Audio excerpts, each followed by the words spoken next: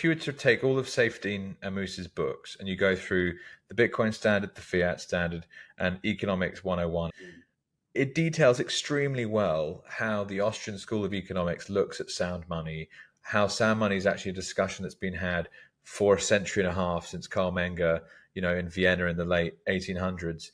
And I'm even just reading a book at the moment called Honest Money that talks about biblical references to gold and silver and how money should be managed. And this is the Old Testament in the Bible this guy's referencing. Yeah. So this is an ancient discussion about like the best ways to manage the money supply, etc. And Bitcoin is just the latest iteration of what that discussion is around. But it's very clear about how when you can save, your confidence on the future increases.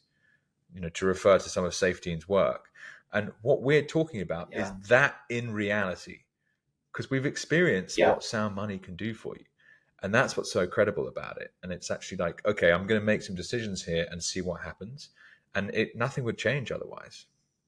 Yeah. What I really care about now, and I think as sort of Bitcoin content creators or educators, I don't know how you would describe yourself, but I think we need to start moving away from this, I made like 200% returns, which is a lot of the Bitcoin content guys a few years ago, which is kind of like, have fun today and poor. It's not very kind, really. It doesn't make people like Bitcoin.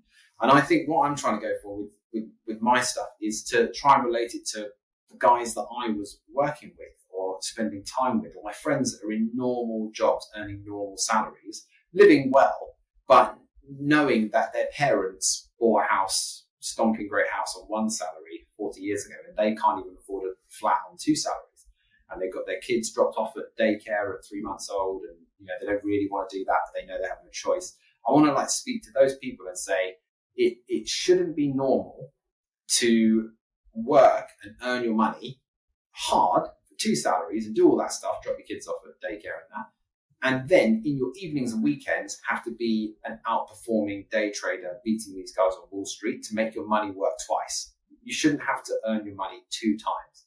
Really, what we should be able to do is work hard, which is fun. It's interesting to do work that you enjoy, give value to an economy, give your economic energy to the people around you, which is what I felt like I was doing as a plumber. I was fixing people's problems, really, and they were very grateful when their heating was working in the winter. So you give your skills to the world, you get rewarded for that economic energy, and then you should just be able to save it for the future and not have to do all of this extra stuff, like reading thousands of books to be able to beat the market.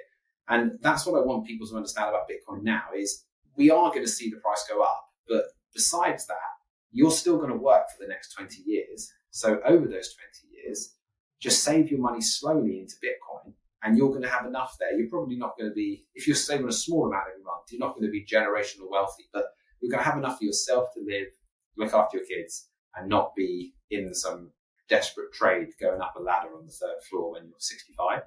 I think that Bitcoin offers that kind of freedom to people, that it is actually what people imagine their savings should be, but I don't think they realize their savings aren't actually going to do that if they save in fiat.